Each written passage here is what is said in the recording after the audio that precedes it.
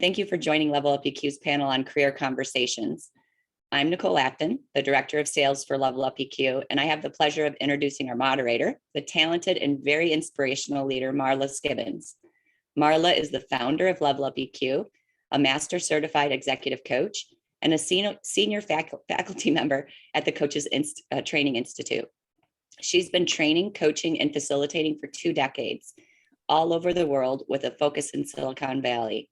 Marla specializes in helping executives and teams in tech and biotech unleash the magic of their human potential. When she's not rallying to our war cry here at Level Up EQ, you can find her taking a walk with her beloveds, rock climbing, and just being an all-around awesome human being. With that, Marla, you want to take it away? Thank you, Nicole. And I want to say thank you for your love and logistics in making this happen and being on point to do what you probably don't love, which is all the tech stuff. So appreciate your support, because without you, what we're doing right now wouldn't be happening. So thank you so much.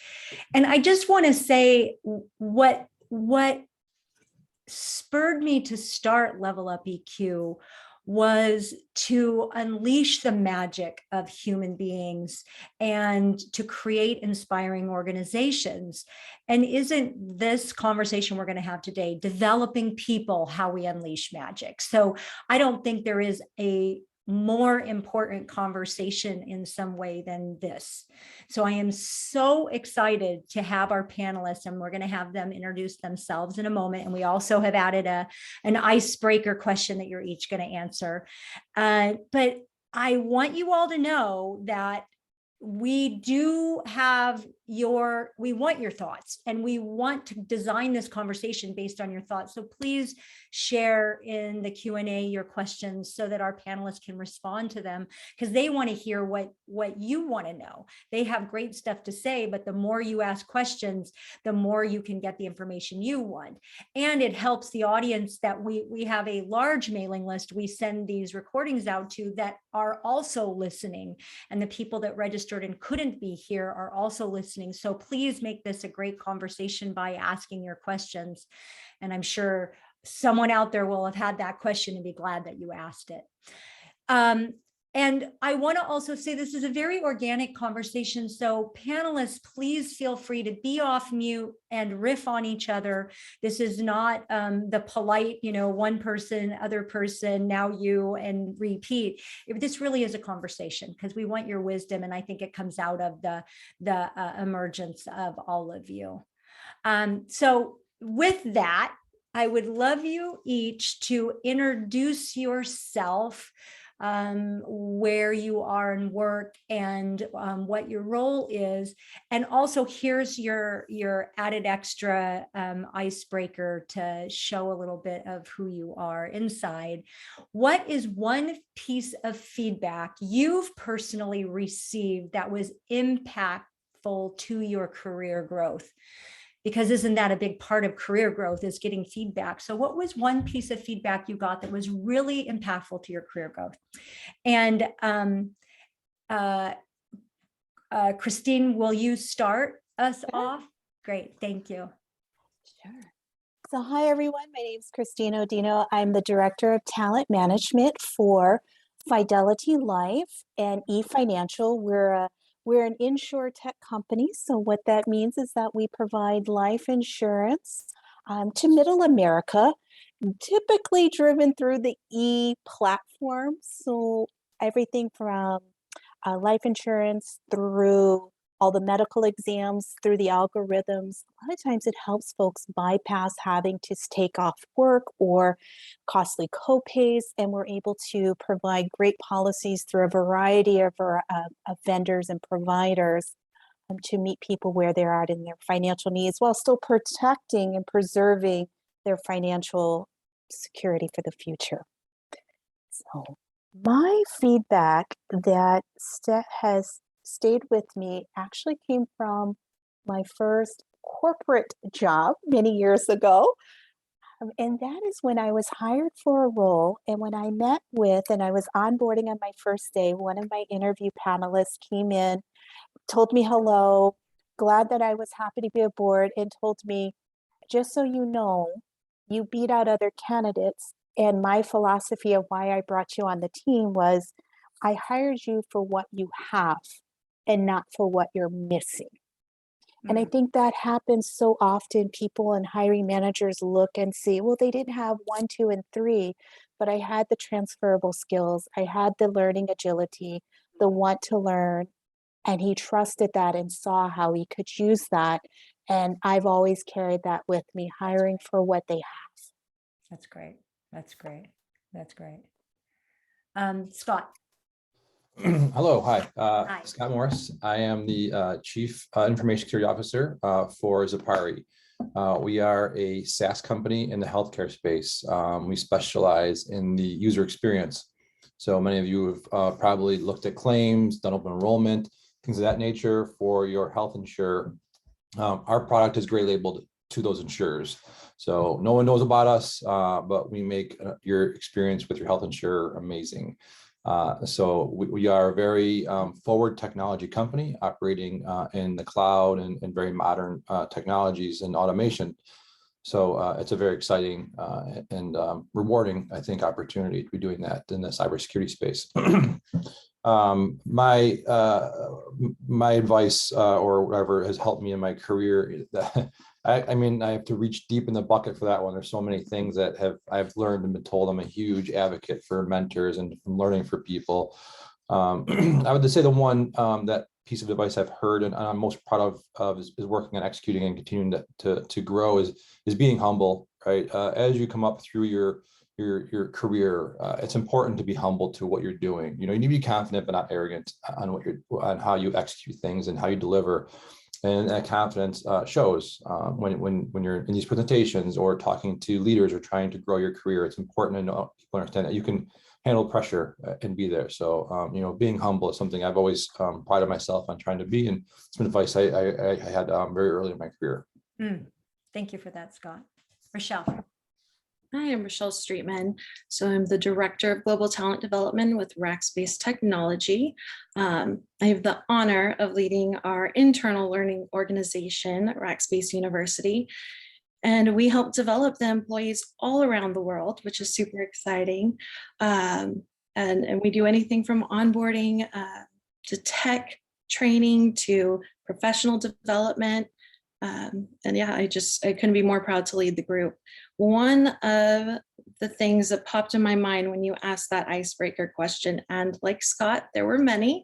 My first training class as a baby trainer many, many, many years ago absolutely reamed me. Oh my gosh, it was horrible. Turned out they hated me. No, I was very militant, and that couldn't be further away from I guess how I wanted to present myself. And coming through that feedback, it dawned on me that I was so hyper focused on being the trainer that trained me instead of bringing what I could bring, that I've just absolutely missed the mark. And so after that, I've taken forward, bring who you are. You know, you can give the recipe, but it'll never turn out the same. So just be who you are authentically in what you do, and it'll be the best version for everyone. That's lovely. Thank you for your intros, and especially the icebreaker. It's always, I think, inspiring, especially when here you are elevated to panelist, you know, and yes, we all have gotten feedback that may have not felt good or was good and felt good, and we used it well. And I think that's an important part of, as the person being developed, being open to the feedback is such a huge piece. So let's jump in and start asking the questions that everybody wants to know. So here's your first question, panelists, and just jump in. I'm not going to be picking on you unless you don't jump in, and then I will. What is your career development philosophy, and how are you doing it, living it?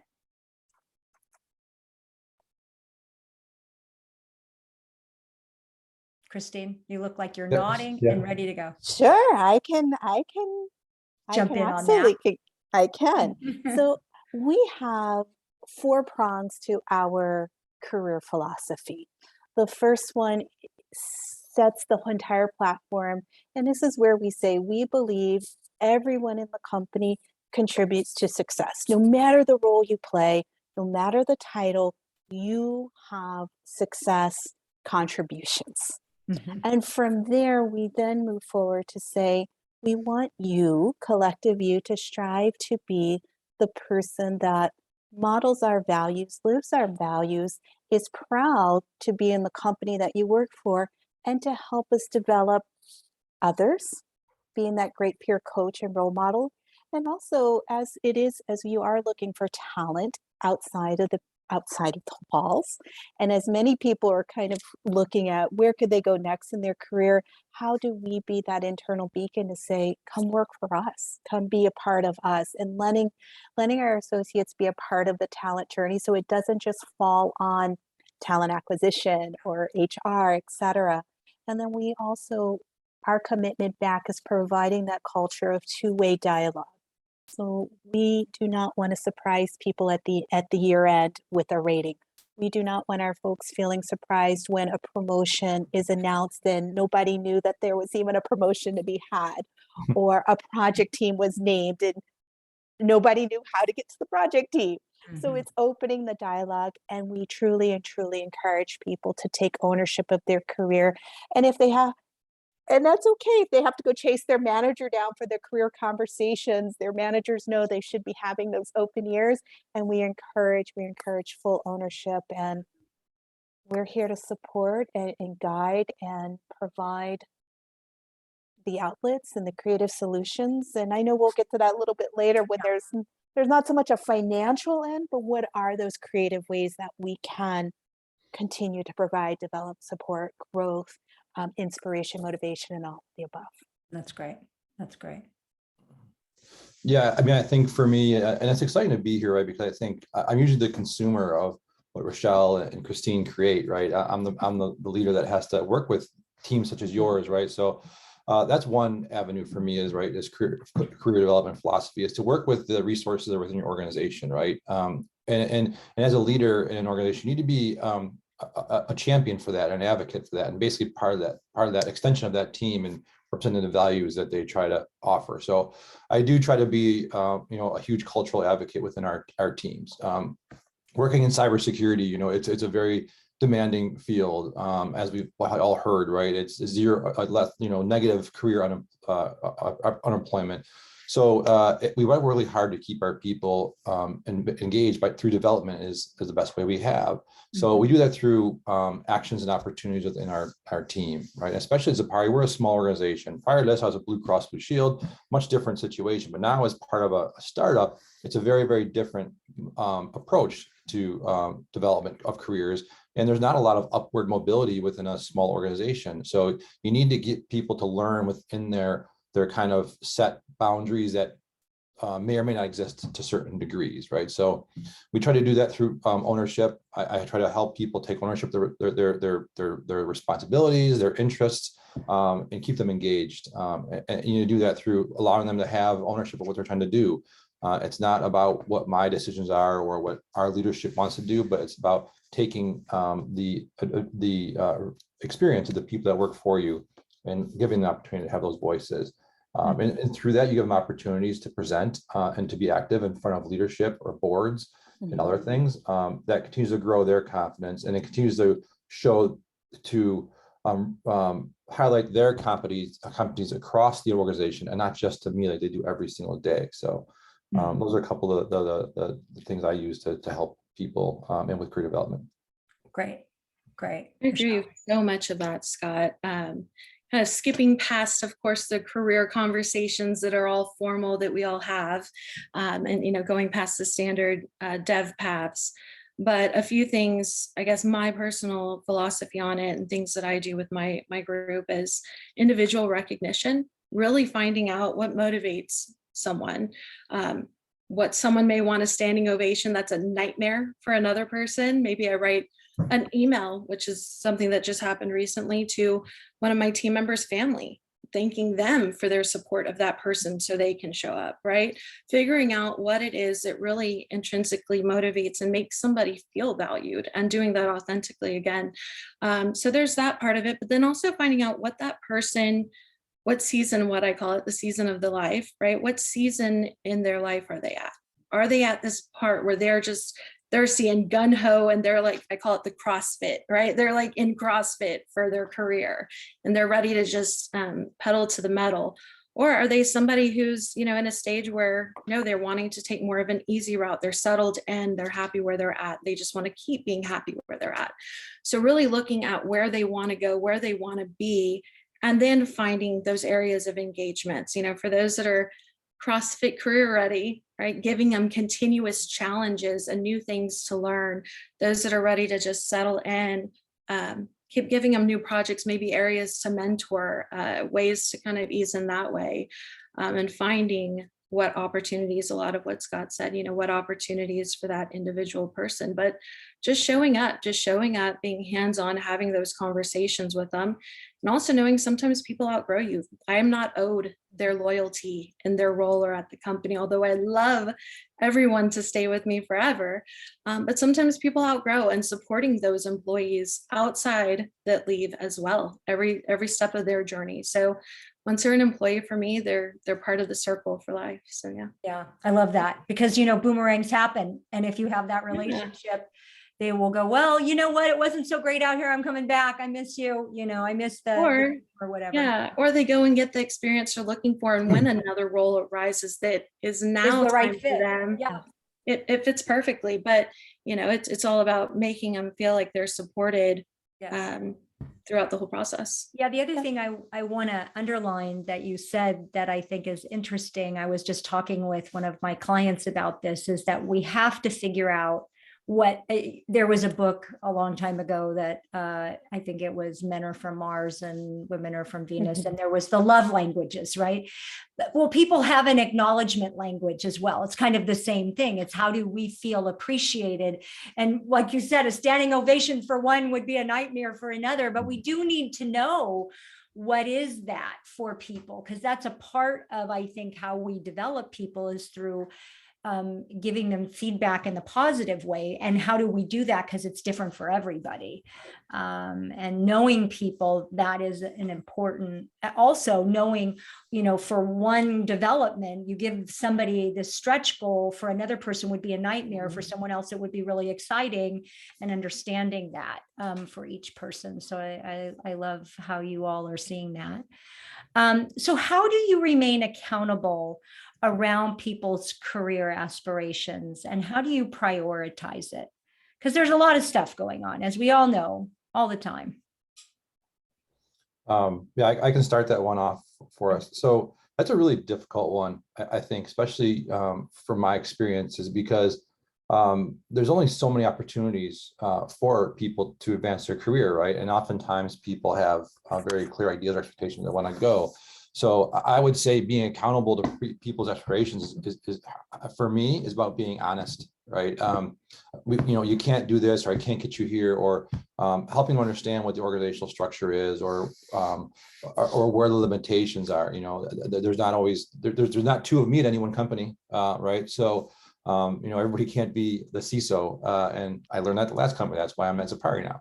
Because we went through a merger. So, so those kind of conversations help them understand it. And if there isn't if there's a good succession of someone like myself, right, I have 2-3 people behind me, then it's also having conversations to help understand what else is out there, right? So maybe you want to get to a leadership track versus a technical track, and then cybersecurity might not be the role if you're on a fast track to that, right? Pivot over to something in technology, or maybe something else in the business that could help you grow and gain skills that you need, right? Because not all, once you get past technical skills, you really understand leadership, communication, planning. All those things are really important things that for someone with high expectations of, high level leadership, you need to have all those things in different ways. And a single discipline within an organization may not be the right path. You need to diversify yourself. So having those conversations, keeping them open and honest, and just understanding what they need, because I think like somewhat similar to what RaChelle just said last time, everybody's kind of a snowflake, right? And you need to really understand what they want, and you can never treat anybody the same. I have some people that were in the same position for 5-6 years and they're extremely happy. Others are moving every 6 months or every year, and you just need to be accountable to all that. When it comes to accountability, that was the big piece that we struggled with as a company. And so we took a step back and said, let's get into the root cause. Why are we having difficulty with holding development plans accountable? Our managers from having conversations. And it was interesting. What came back was, well, Christine, we want to have the conversation. We don't know what to say.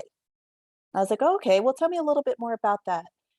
And what we found was our company was doing, I joined in August of last year. We're still doing that very formal mid-year evaluation, writing the, the essays, Yes. how you're delivering the competencies. And people were saying, but we just got our goal plans 14 weeks back. I don't have much to say. And a manager is saying, well, I'm supposed to do something at a mid-year. They don't really, I mean, they're in progress, they're fine. And so we'll just delay it till they get a little bit further in the goal plan. Next thing you know, it's October, year end's coming up.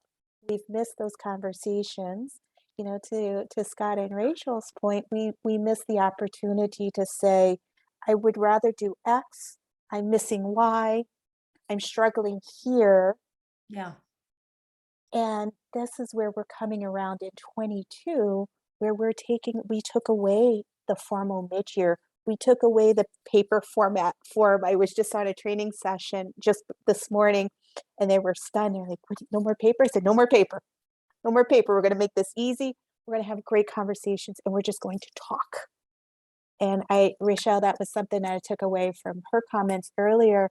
That's the other piece that boiled up when we did this root cause is people are outgrowing where they started in their company, and the same manager is no longer able to take them to the next layer. But there's this moment of loyalty. Yeah. Nobody wants to hurt feelings. The manager doesn't want to say you've outgrown me, fly. And the associate doesn't want to say, I'm ready for somebody different because they've taken them so far in their career. So this is an interesting crossroads where we're at right now. And it's fascinating to hear. So others are facing similar.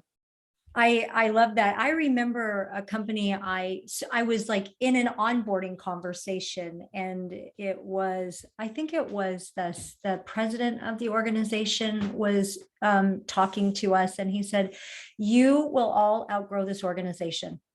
I don't know when, but you will. You'll outgrow what we do or who is your manager, and that is what is correct and good to be happening. Mm-hmm. And I mean, that was day one, which was such a freeing thing and stuck with me over 25 years. Because, I often have to say things like that to the people I work with because they do have that loyalty. And it is correct that we outgrow people sometimes. And I love the piece you're talking about taking away the paper and making it a conversation. This is to me, looking at it from an executive coach, this is about talking to people about what do they dream? What do they want? What's exciting? And I'm curious, and RaChelle, I know I want to have you answer the question we're on, but also adding, people get enamored with a title or the right career progression versus looking at what's intrinsically motivating to them. And I think as leaders of people, we have to be willing to say, well, what is it about being VP, whatever, and what's motivating about that? Because sometimes it isn't really that, it's something else. So anyway, RaChelle, jump in here. There's so many things. I'm like, where do I keep from squirreling? I have like 4 squirrel moments and not try to digress on all those. But so I think there's a bunch of things. I do want to brag on Rackspace technology for a second. We've, Christine, a lot like you were talking about, I think a lot of people stall out in having these conversations because they're like, what do I say? How do I get it started? It seems like such a lengthy process. I got to write all the things up and it's once a year, I'll get to it later. And we've stopped that process and we have quarterly check-ins and we actually advocate for more frequent and having them brief, just quarterly check-ins, right? And I think that really helps enable people to kind of take away almost the bureaucracy in it, if you will, or all the different layers you have to go through and just having that authentic conversation, which is so important. Marla, to your saying, like, what inspires you? What are your dreams?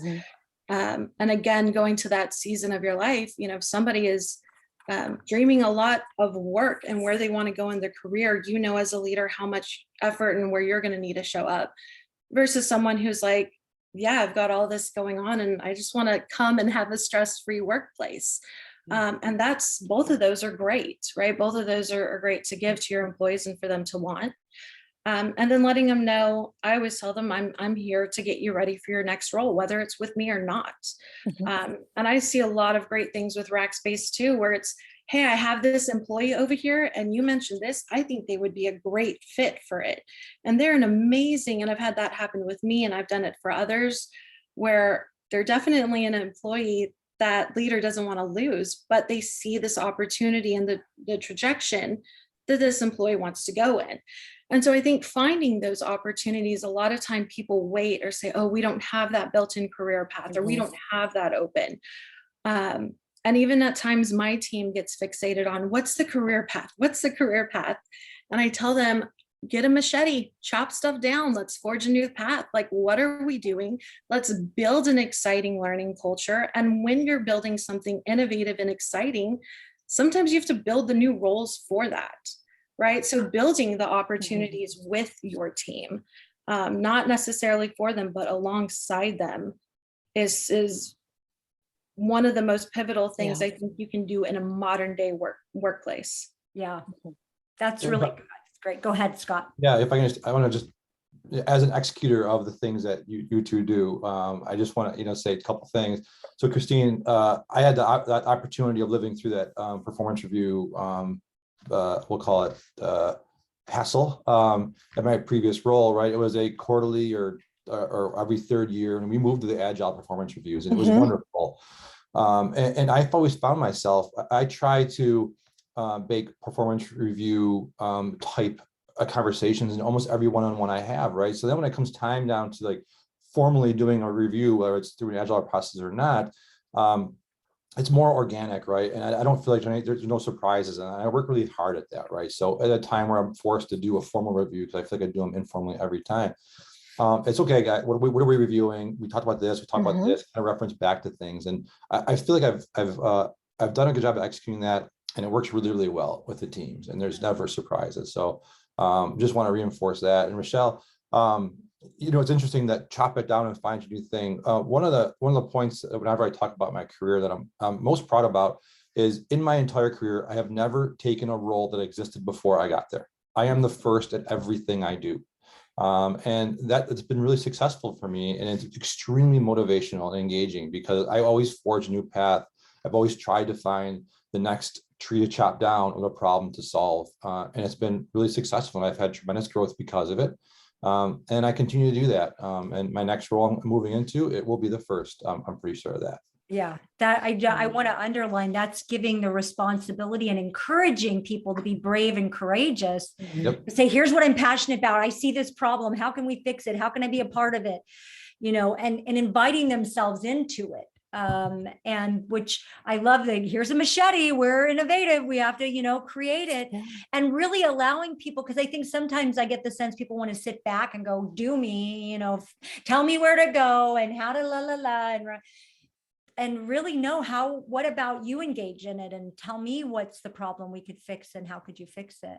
Well, and it's so inspirational for Scott to say something like that with the title that he has, right? Going back to Marla, your question on titles, it's, well, if he's been the first at all of these roles, all the way to the top, right? There's kind of no stopping. Yeah. And how exciting is that thought? And it's not necessarily a specific title, right? This is what's driving me and exciting me, and it's created the title. Yeah. So it's not always getting that title by your name, but getting the impact and the accomplishments and what you can say that you brought. Yeah. I was the first to do this, or I brought that to the organization, and just not another person to fill that title seat. Yeah. Right. Yeah. And that's exciting. Yeah. Yeah. We have two distinct executives in our organization, and we studied both of them. And one, it was known for championing people, that creativity, the role's not on paper. The HR team is like, they're being asked for a title. It's not, we don't have a code for it. Are we building new codes? Contrast to another where we had no mobility, no movement. So when we started digging in, when I was just asking some questions, one of the statements that came back to me, and it actually took me back for a moment, I had to pause, had to pull back, right? RaChelle, like back in our training days, I too came up as a facilitator where you're like, okay, breathe, can't react, take this in, stay neutral, right? But they said, I don't ask about emotions. I don't need to know where somebody's emotions are. I need to know if they knew the job. And I was like, you know, years ago, I'm sure that was the philosophy. But in today's modern workplace, that's not true anymore, especially when you look at mental health being coming on the forefront.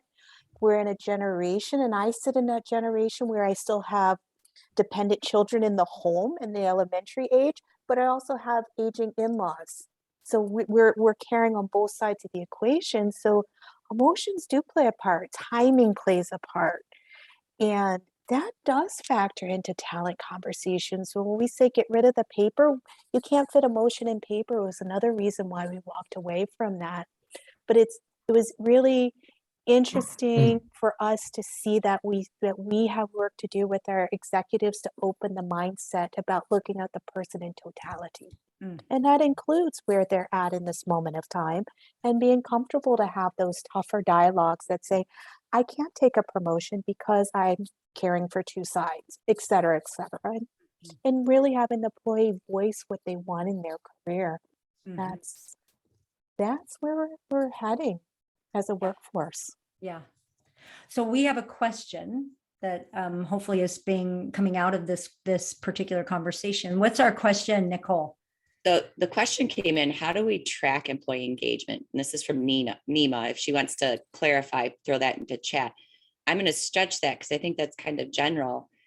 Christine, you touched on something, and you've all talked about, putting it on paper. And I think of it as companies that have checked the box, and employees know that. They know you don't really care. So how do you track that a manager is truly supporting and caring and developing their team or their direct reports?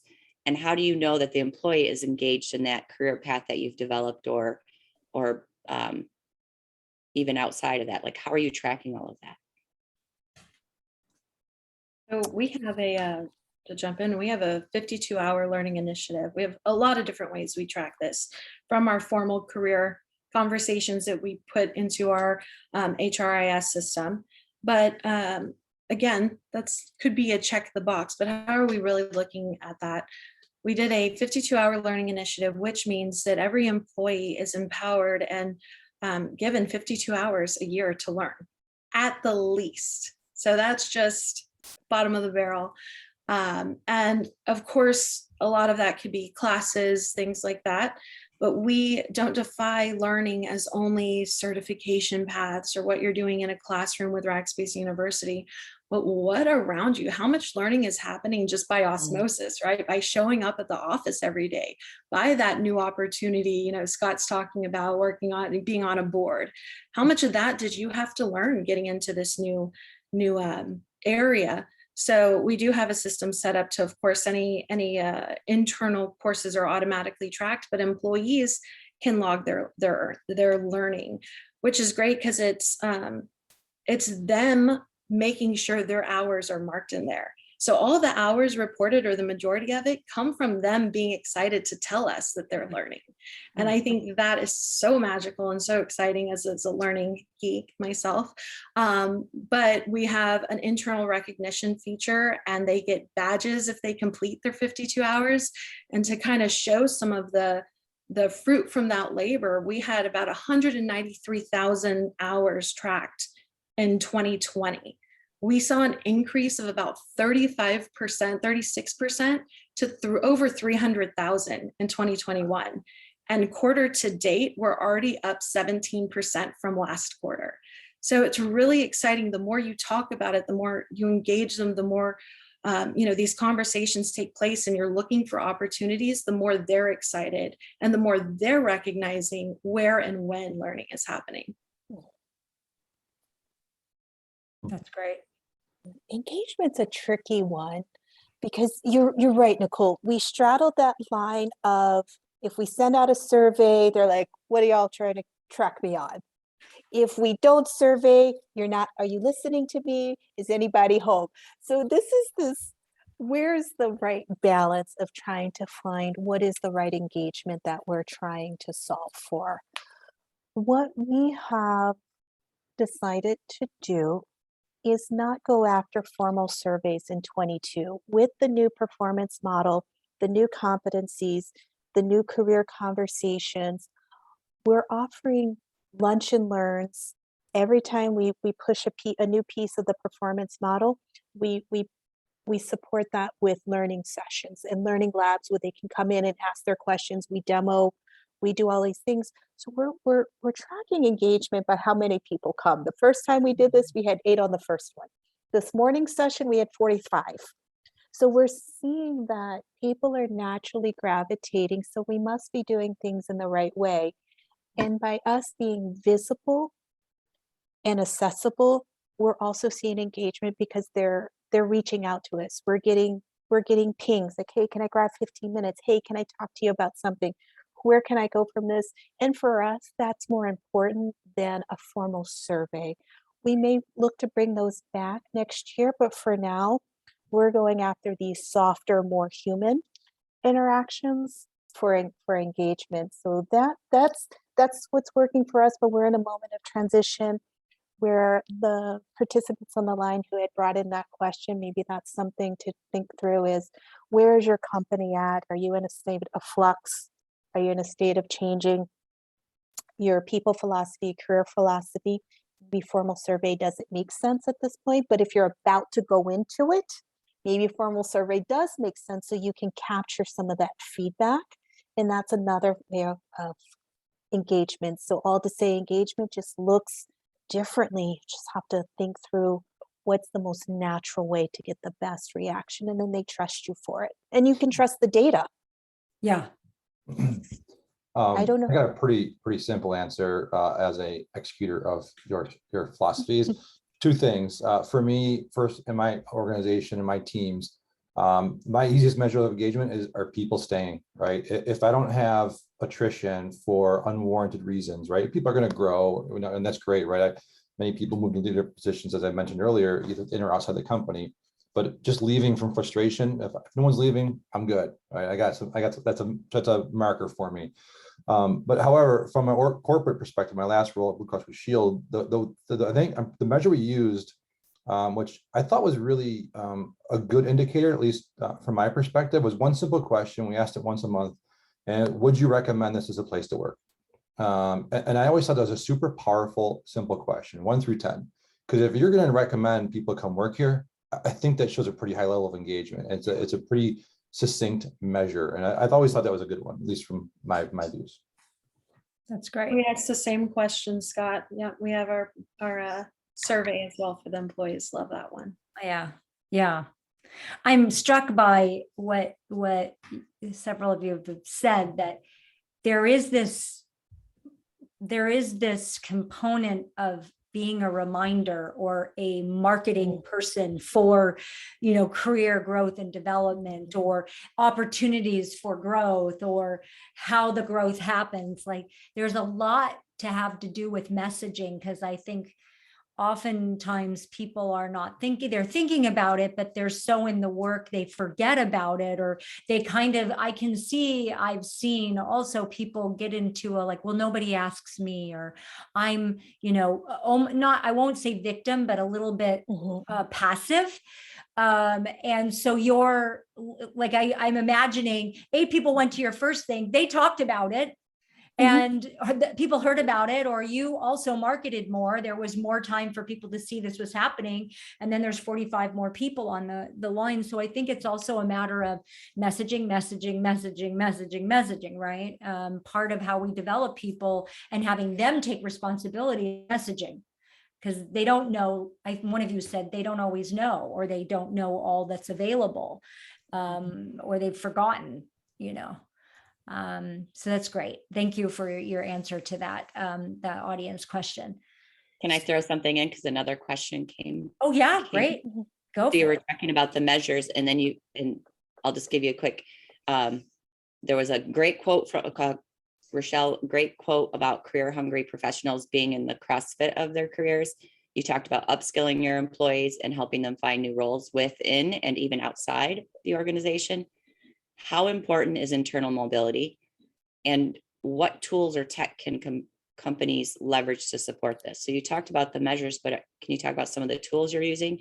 And then the internal mobility, we're hearing a ton of that. How important is that really? Yeah. So I think more so than mobility, and I'm sure some people would argue against this, but I think more so than mobility is internal opportunity.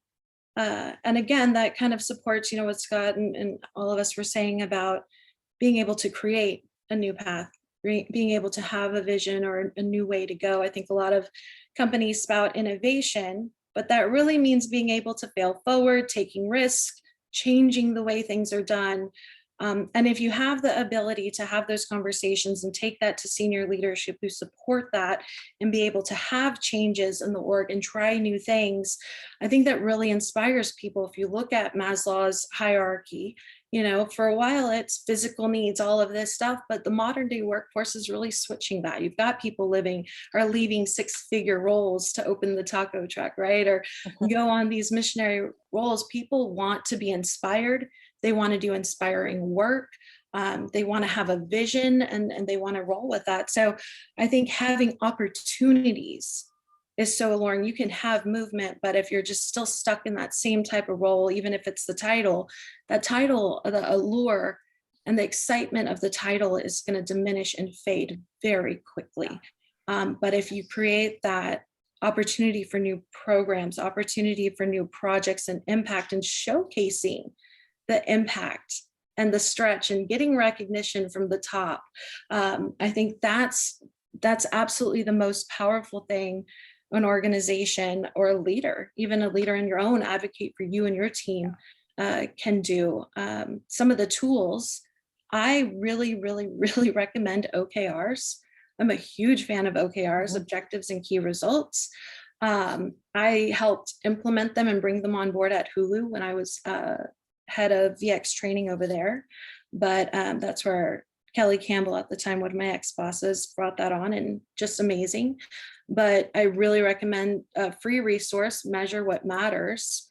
I think it's measurewhatmatters.com. If you Google it, it'll pop up. Tons of free templates, tons of things. I'm a huge nerd. Feel free to message me on LinkedIn about it. But I think that really helps you align your goals and your employees' goals together to see how they're impacting and moving the needle. A lot of times people just don't know what they're doing matters. And when they can see that it does, it can really change the conversation and perspective. Yeah.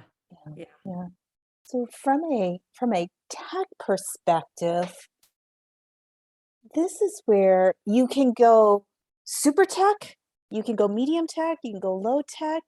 We're playing in a space ourselves in that low to medium tech. So within the LMS, so building on what RaChelle says, that's what we're rolling out as OKRs. That was my 45 people session this morning. We're introducing them to OKRs.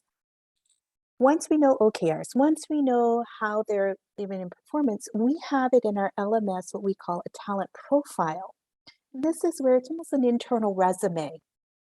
Folks can put in their resume, here's background, here's some roles that I've had, the experience, they can upload a resume if they'd like, almost like a mini LinkedIn in a sense. But what it does, it allows us to use all of the internal phrasing. So people know in an instant what our acronyms are, all those certifications, the different roles, and it's searchable. So what we're helping our managers and our project leaders think through is, okay, you're trying to build a project team. You need some workers on the team. You've got the tech. Go in, do a search, and then bring up like a query, almost like a mini talent acquisition search query, and find who in the company is open to stretch assignments. Find who's interested in this cross section that wants to connect us in HR, my team specifically with talent management. We make those interconnections, and if it's a good fit, it becomes a conversation. Okay, stretch assignment. This is an OKR. It's part of the goal plan for the year. And then it's measured in progress just as if it's part of the natural role. And it's win-win. We've got a project team. We get cross functionality. We get somebody exposed to different parts of the business. Our LMS is tracking it. And it's just a way, again, of walking away from the paper. And it also helps with the equity side of it. So not the same name always bubbles up to the top, but we're looking for new names. And that for us is important, is being to have those equitable pieces spread across and opportunities to explore. Mhm. That's great. I would love to see some OKRs. I've been trying to get there for years with those and never fully get there. So that's really exciting to hear you're doing that. And I think it's a very forward-looking way to make some progress. So that's awesome. Yeah, like RaChelle, I probably have the Matters textbook downloaded in my head. And I think I was the one that spiked their web analytics over the last 6 weeks. I love it. You know, it's interesting when RaChelle, you were talking about a while ago about the title versus the engagement, or the title versus the, you know, the opportunities that people have that may not fit a title, but it gives them what they want. And it really made me think that, and I'm curious if you think that all of you think this way, is the extrinsic versus the intrinsic, because as people develop, they have extrinsic that are success indicators, whether it's a VP or a role jump or whatever it is. And yet those things are often exciting, like you said, for a very, very, very short period of time. And then the work just is the work again. And is the work an opportunity that I actually want to do? And there may not be a question here, but I think there is, in that, do you look for the intrinsic? Are we digging into the values of our employees and asking them what turns you on, what gives you energy? Because I think ultimately, RaChelle, I think what you were saying, when they have that, they stay and are engaged. Not that we need them to always stay, but that's an indicator of whether or not they're engaged. Well, and I think that's why you end up having, spot on, right? It's why you end up having employees, or with some I have them, where they're just never quite satisfied. Or you get this, especially with modern day workforce, it's like, oh, they're constantly looking for promotions. No, they're looking for meaning, and they're looking for development. They want to know that there's a vision. And oh my gosh, if I waited to share vision and excitement with my team to when I was organized and had it perfectly ready, we'd be 3 years in and I would have not shared anything yet. And again, it goes to that idea of having the conversation. Like, my team knows quick, you did an awesome job. I see that you fixed that in that presentation. You watched your tone. You were so calm and confident. And this, I'm already seeing you grow here. Your format's growing. So anytime they present to me externally where I'm there, I'll be working overnight tonight, watching a innovative leadership program we launched, telling them my feedback on that. Like, they get that real time and not waiting for some formal discussion, right? But having those conversations, you start to learn where they perk up, like what's gotten their interest. I really love doing this stuff, RaChelle. Yeah. Bingo. That's where I need to focus. That's so great. That's so great. Yeah. So here's the last question. I think we have, and we might have 2 more, but I think this is our last question. So what would you say? You've given tips, but now if you reach into your tricks and magic bags, what is your quick tip or pro tip for other people who are developing their employees that you want to share? Like, what are your favorite things you want to make sure everyone knows? I'll just summarize. Individual recognition, most important. In fact, I have a little deck of cards that I use. It's got like 34 different things, and they can wean down to what's important to them. And it's amazing to think of all the differences there are. So individual recognition, thinking outside of the box as a leader. Do not put you or your team in the box. Look for the opportunities, be the visionary that you should be, and find out where to hone in on their strengths. We're a strength-based company. We do Strength Finder. So figure out how to use it. A lot of times your employees aren't doing anything wrong or not doing it right. You're just not leveraging them the right way. So leverage your employees the right way. Find those areas and present the opportunity for them. And don't wait for the tooling. Don't wait for the perfect performance cycle. Don't wait for the perfect tracking tool. Don't wait for the perfect whatever. Have a vision, talk with them, get excited, support them, psychological safety in the work. All of that is what matters. That gets them to talk to you. You've got to be trusting and genuinely care about your people. And I think it goes so much further than any tool, anything could do. Yeah, I would say my go-to question that the company has come to love me for is, where's head and heart? If we're going to sit down with an employee, I want to know where head and heart is, because the two are often conflicted. Somebody may say, you know what, I'm burnt out, but I need the paycheck. Head is saying, logically, I have to stay. Heart is saying, I'm not in this, I'm bored, I'm ready for something new, but I need benefits and pay. So when those two are in conflict, it's a deeper issue than a new title, a new pay, etc. When head and heart are aligned, that's a great spot. That gives us the rights to do things like creativity. Where else can we stretch them? Where else can they go to? But that's my best tip, is I always start there, is tell me where head and heart is. And it helps you to set where that conversation path would go. The other piece is be open to creative solutions. Yes, you want to grow into be a people leader someday. Your role naturally doesn't have that. Could you lead an ERG group for us? Could you lead the philanthropy theme for us, where you're still getting those same skill sets? And it goes back to that philosophy that was told to me, we're hiring for what you have, not for what you're missing. I never did X, but I did similar concepts and roles that was able to allow me to come into that initial role. It's the same thing. I may not have led a team of 5, but I ran a project team of 50, and it's helping to connect those dots too. So be creative, look for different ways on how you can lead, find those gaps in your career path, and connecting head and heart. I think I've had the fortunate experience to using all the methods you've mentioned through various experts that I work with. So it's awesome to hear this consistency. In my last role, we were actually using Head, Heart, and Guts. I think it's a book, a very popular book. So it's always weird to me to say guts in there, but it made sense the way that you did it. It was effective. I think I've used all those methods, but I think for me, most importantly, is you got to be a leader, right? In the true sense of it, to be there. So be a leader for your team, be a leader for your people, be there for them, be honest with them. And I think it all comes from there, right? It's a quote or a book I recently read about the difference in leaders and managers, right? And you can't be a manager of things and technologies and processes, right? That's not the same, right? You got to lead your people and be there for them. I often around me, when I see leaders I struggle with, they're struggling to be a leader.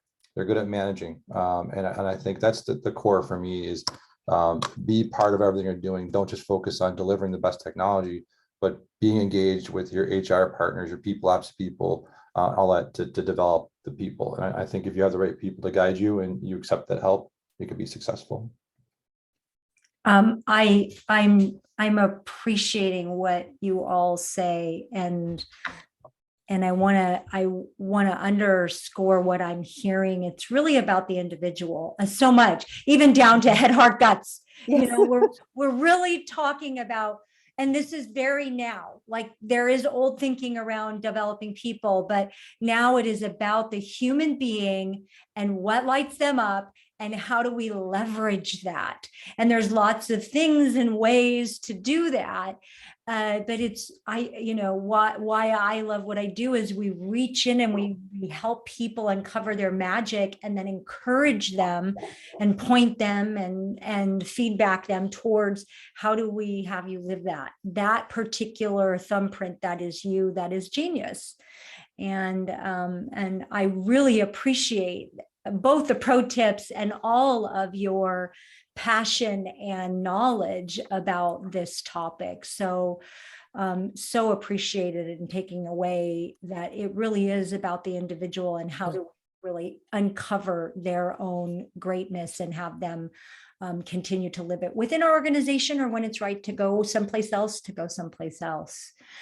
We're going to do another of these wonderful panels with beautiful people talking about the value of feedback, which is the next thing that we're kind of on this careering line here. And that will be on April 20th. The value of feedback. How do we give feedback? What is the feedback loop that organizations are creating to help them develop their people, and also to continue to be psychologically safe and good places to be? We're also doing a research the research process to create an ebook. And if any of you are in our audience or listening after interested in being a contributor, the book is on culture and the workplace relationships. It's really about culture and feelings, and how do we feel and how does the culture impact that. If you're open to contributing, please reach out.